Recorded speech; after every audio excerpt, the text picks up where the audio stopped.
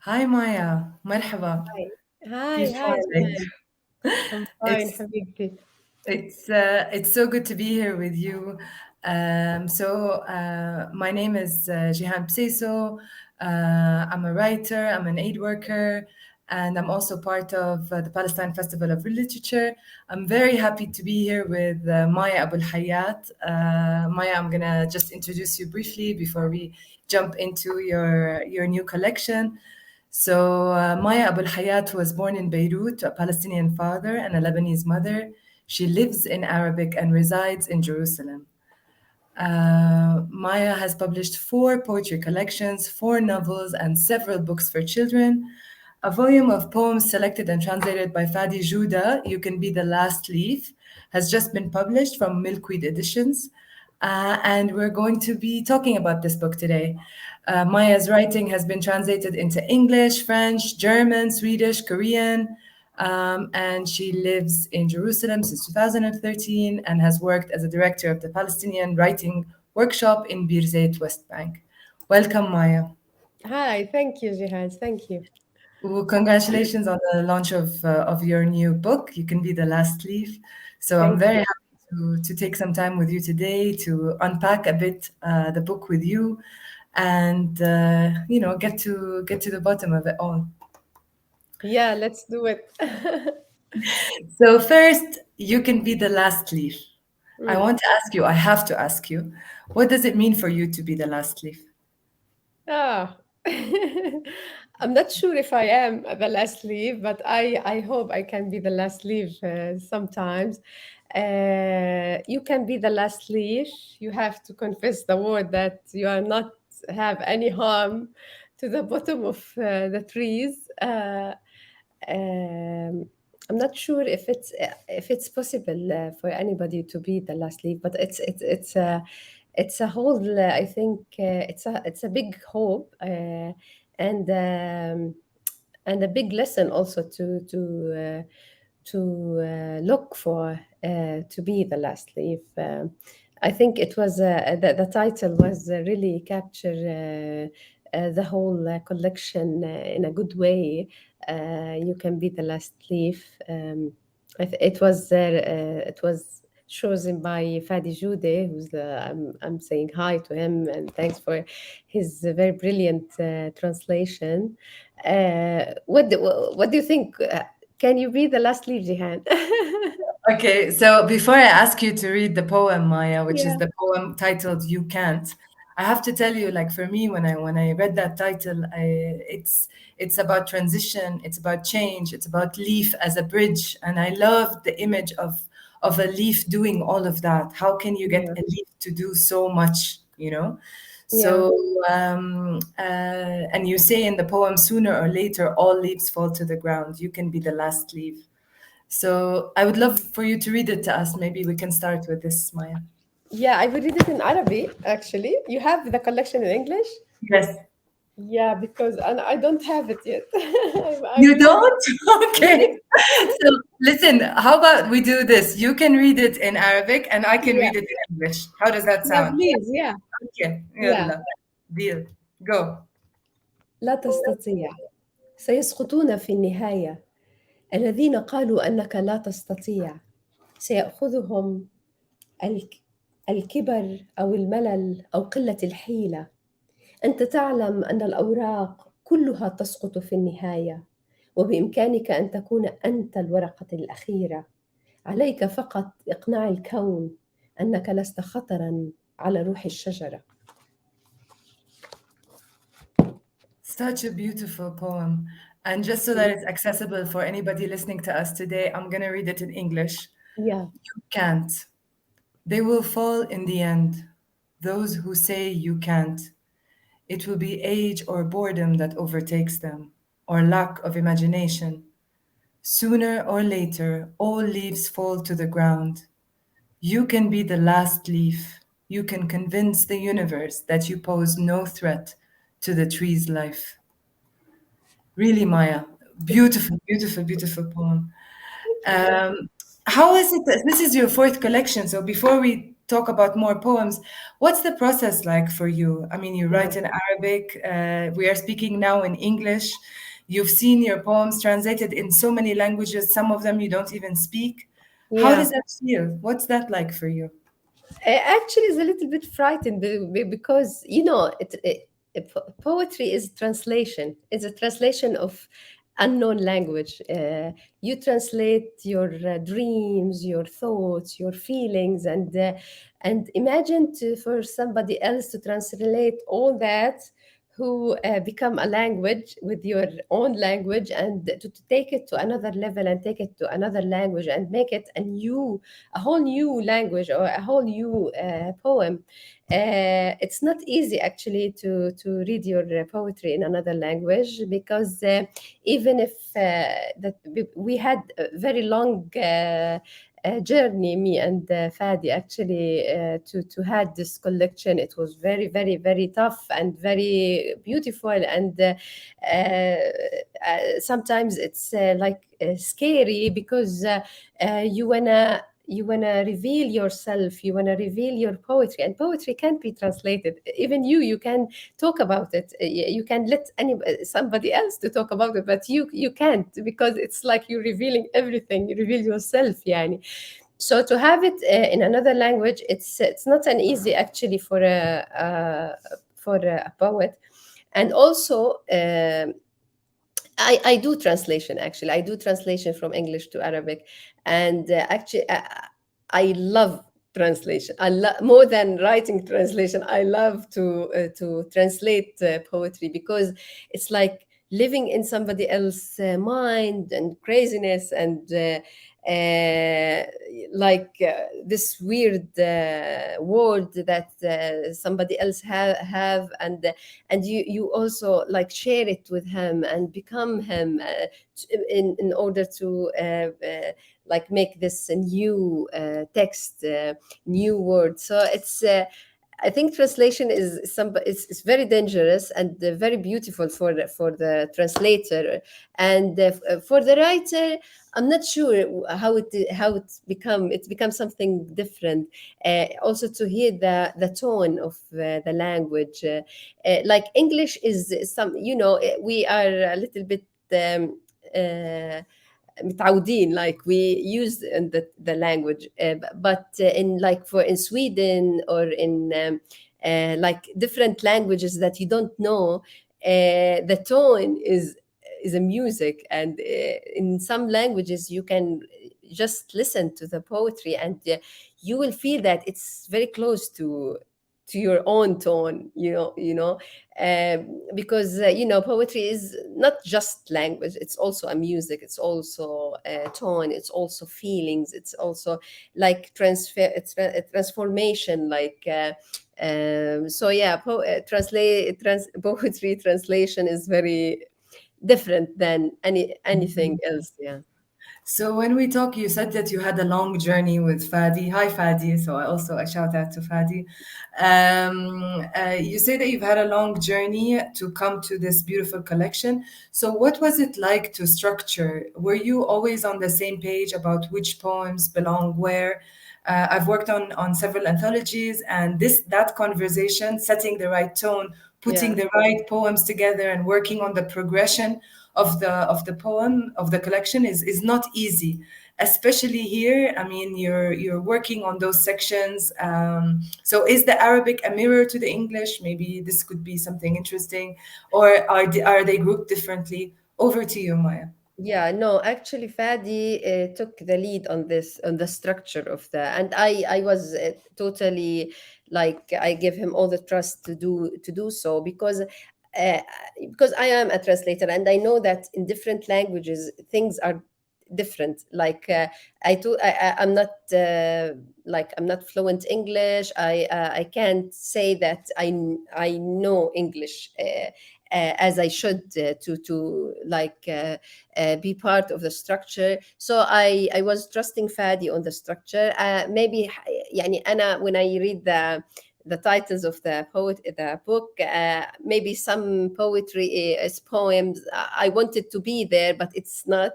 But I totally trust Fady on that, because it's not just a book. Yani, it's not just poetry. It's like it's a whole book. When you put things together, it becomes different, like a different situation, like the structure, the tone, the length of poetry, also because he had like 4 collection to choose from. I didn't want to include like my first one. I hate it.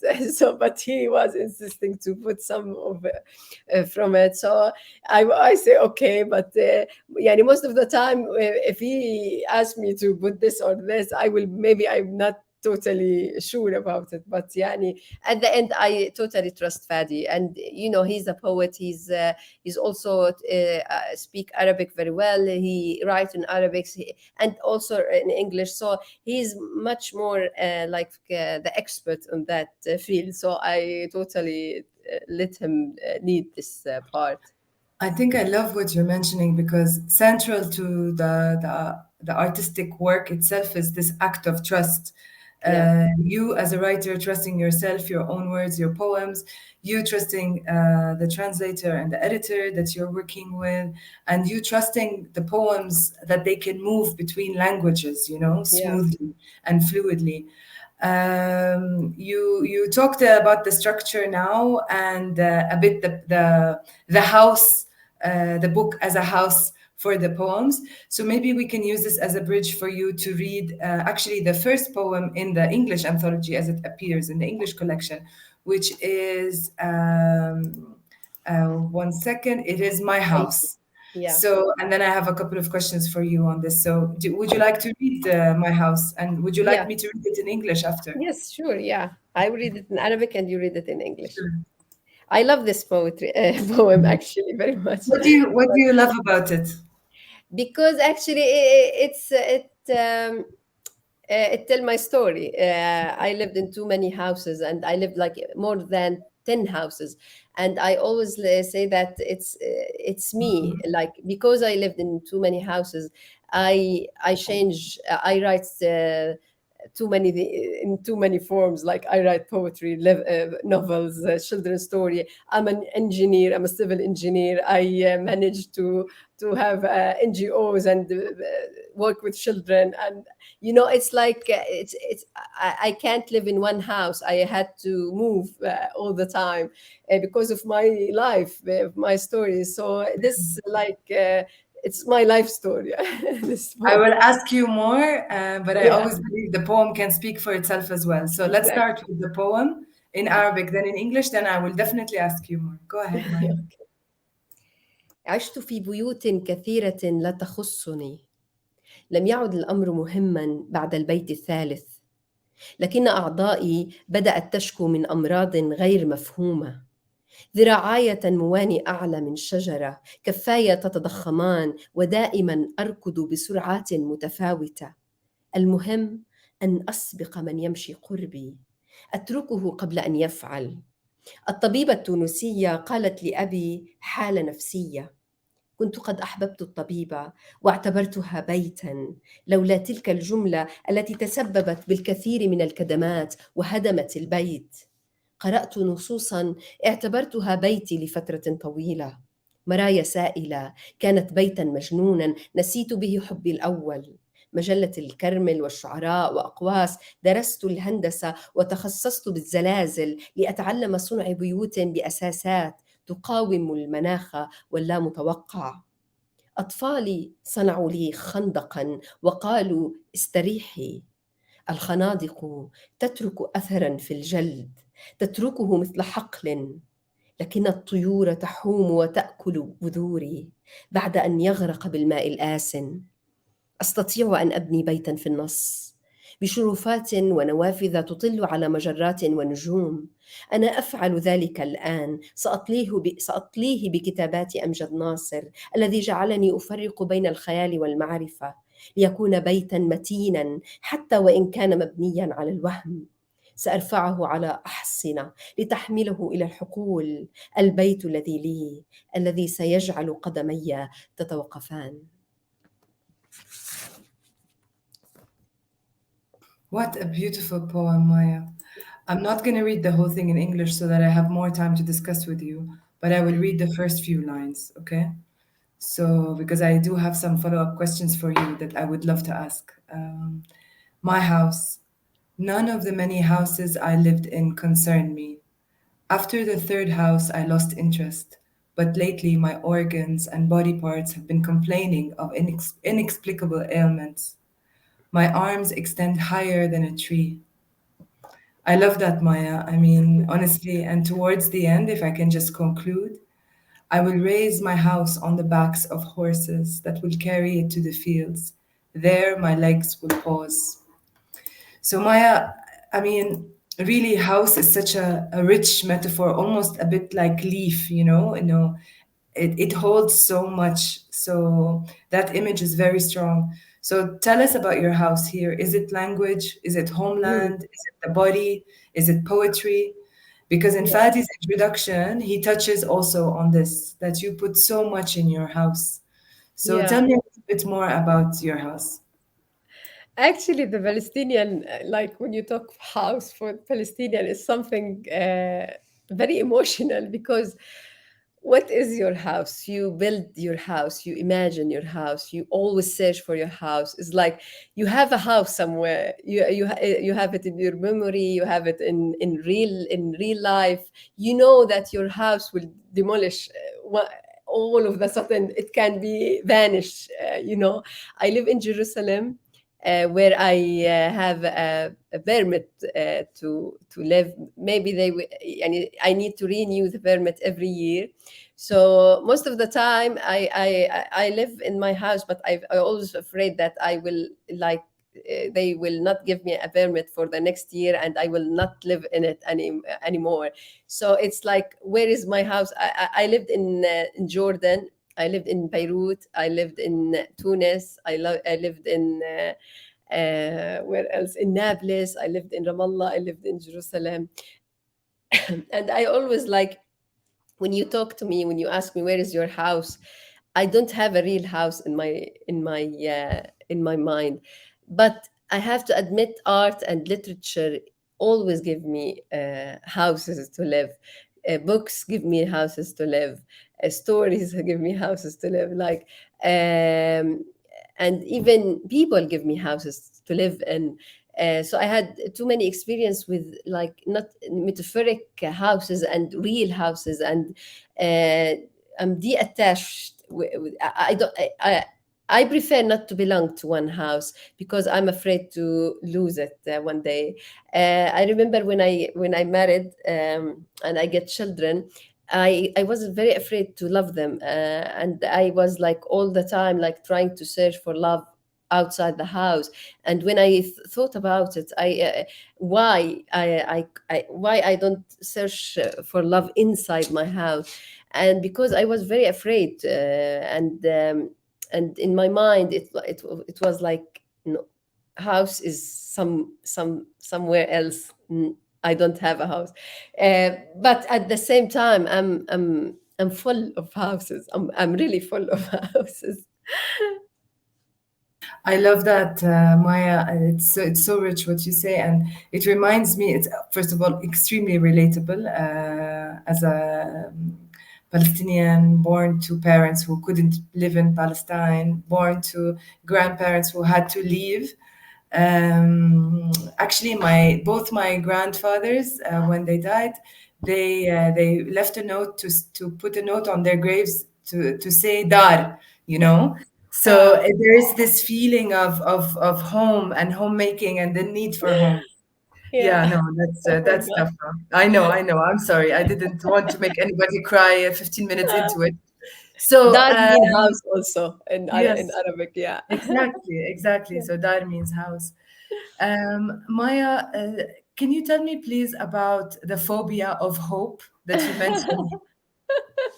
in one of the phobia poems. اسمها الأمل. I really want to know more about the phobia of hope, and I wonder how it was in the original Arabic. Do you believe the translation phobia of hope Yeah, really it was. captures It the was situation? مصابة بفوبيا اسمها الأمل. Okay. It's like this in Arabic. Yes. So tell us about the phobia of hope. Yeah, because you know, because you always يعني yeah, it's so hard to be Palestinian sometimes because even when you are a poet and a Palestinian, you have all this uh, carry on you have to carry it all over the world with you, all over your poetry, your novels, your talking, your the conversations. But yeah, because if you're a Palestinian, the only way to live is to have a hope, and this hope is really my phobia because it's most of the time it's not real, and most of the time you have to have it, because if you don't have it, it's like you have nothing. It's like emptiness. It's like the whole universe is collapsing because if you don't have hopes, you have to have hopes. You have to have hopes that your kids will go out from present. You have to have hope that when your house is demolished, you will have your kids not alive. You have to have hopes to go home safely every day. You have to have this hope, and this hope and you know we transfer this hope to lectures, to books, to news. We talk about hopes all the time because we know that, you know, like your grandfathers or grandmothers, like they live uh, for with the hopes that they will come back, they will return to Palestine, for example. So and me, I know that this hope is like most likely it's not gonna happen, or it's a fake things that you need to believe in or something. But um يعني I'm sorry to say it, it's like when you say it in loud, oh my god, this is like you're doing something criminal, you know. How dare you say this? It's no, you can't say this, and it's right, you can't say this because you have to have hope if you live this kind of life. um so I have this phobia of hope. Yeah, in fact, I think when you talk about the phobia of hope in your work, you are reinstating hope. So for me, Yes. when I read that, it's not a denial of hope; it's an affirmation of hope, and it's you are creating space for hope within all these fears. You know, Yeah. so I find that you are, reinstating rather than questioning hope. In fact. Yeah, when you like present it like this, it's like it's all you think about, you know. But at the same time, you want to be a little bit like, you want to be like you have like rational, you want to be rational in a way, but you know that you can't. This is this is your Maya, phobia.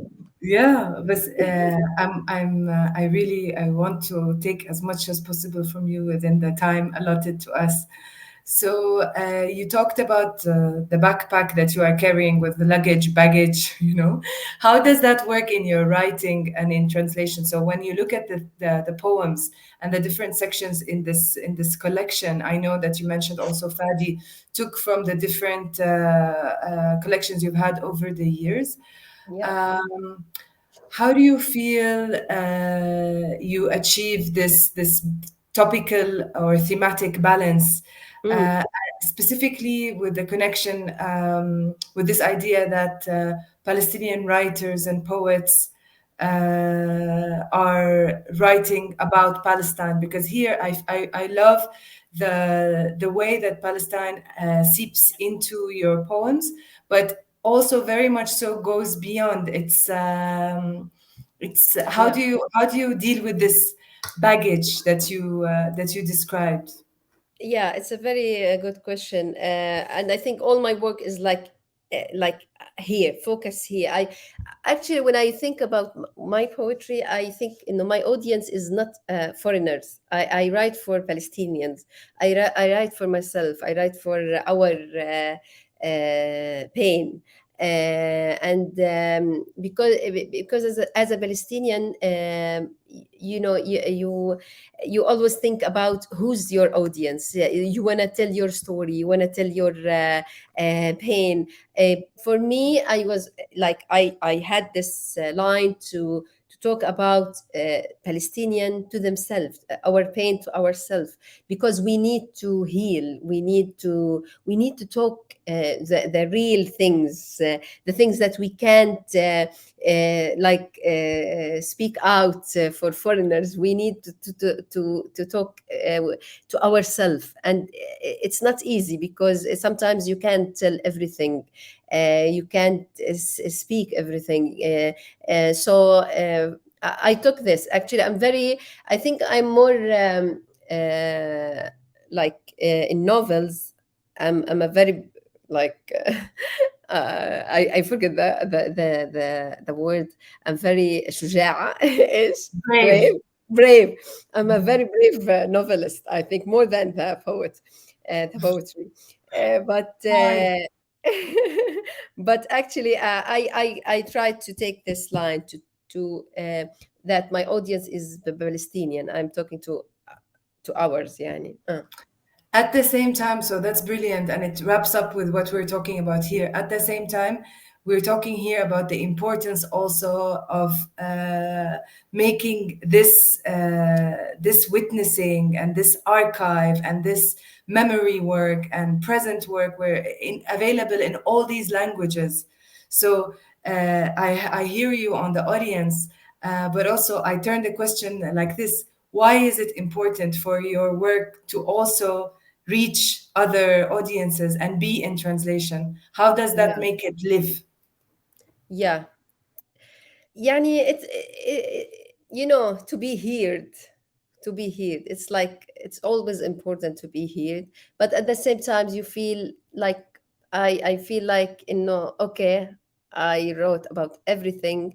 I write about my poetry talked about everything, but like nothing changed, and nothing maybe will change, but at the same time, I feel like disappointed sometimes, because I wrote about this. I wrote about this. I wrote about everything, but nobody nobody cares. And this is also like, it's to be a Palestinian is like this. To be a poet, a Palestinian poet, like you always have this like message or courage, or you don't have to, but you have to at the same time. It's very, you're a struggle, yani. I remember when we were talking, me and Fadi, he was always like telling me that, like, all your poetry have the same themes, like you are like, I told him, because I am living in a circle. I'm living in a circle of the pain, of the losing, of fear, of hope. And yani, when the occupation will end, maybe I will end my this circle will end, and I will write about new themes, maybe. And I really want to. I really, when I read the other poets, poetry, I feel jealous. I really want to leave myself and try to write about new things, and like see things in from different perspectives. But I still in the same circle. Speaking of this circle, and even if you are in the same circle and we are in the same circle, I think it's essential that this is communicated in all different languages across different audiences. So it's vital that this work it crosses language barriers, because only when it crosses language barriers we can cross humanity barriers and empathy barriers and Yeah. political barriers. But language barriers, it's almost the first border. So Yes. I would like you to read a little bit from the poem "We," and then we will wrap up Okay. here, because we're reaching the end of our time. And honestly, I hope that you've just pique the interest of people listening to this to go and pick up that collection and really get into it. It's really beautiful and very moving. So Thank you. اقرأي لنا شوي من وي please.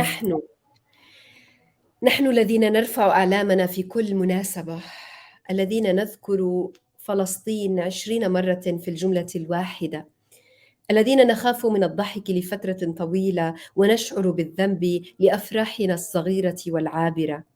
نحن الملحقين بهوياتنا، بأماكن ولادتنا، وتحديداً بالأرض التي سندفن فيها، الطيبين واللئيمين والأبطال والعنيدين، أول القتلى وآخرهم إن لزم الأمر، وطنيين وعاطفيين، ونبكي دائماً نبكي على الأطفال الذين لا نعرفهم حين يمرون، حتى وهم يبتسمون لنا، وهم يلعبون، وهم يسألون كثيراً، وهم يثيرون الغضب. نحن الذين كشفنا مصائرنا باكراً نبكي دائماً نبكي على المراهقين الواقفين أمام بيوتهم آمنين، يوزعون الإشارات والرسائل ويلعبون لعبة الرجال. نبكي على الأمهات، كل الأمهات الفرحات بأول الحمل والمرسلات الرسائل في البرامج الإذاعية. من الأمهات اللواتي أرسلن الملابس الشتوية للمعتقلين أكبر بنمرة تحسبا. من الأمهات، نحن الذين نشتر حزننا وشعاراتنا كما تجترنا الحكايات سنة بعد سنة. نبكي إلى أن نتوقف تماما، لا نمزح، نحن لا نمزح، لقد كشفنا مصائرنا باكرا ونعرف من نحن. What a brilliant and moving poem. And just so that people get the taste of it, I will read 4 lines only from We. Yes, we. Yes, we who raise our flags on every occasion, mention Palestine 20 times in a sentence, afraid to laugh for too long, guilty over our fleeting small joys, we the pursued over our identities, our places of birth, and especially our burial lots. We, kind and wicked, heroic and obstinate, the first to die, and if necessary, the last. Maya Abu Al-Hayyat, thank you for being with us. Thank you for the work that you're doing in bridging, you know, politics with personal, Palestine with everything else, Arabic with English. Beautiful, beautiful work. Congratulations. Thank you, Jehan. Thank you for this brilliant questions. Thank you, Fady. Thank you. Thank you.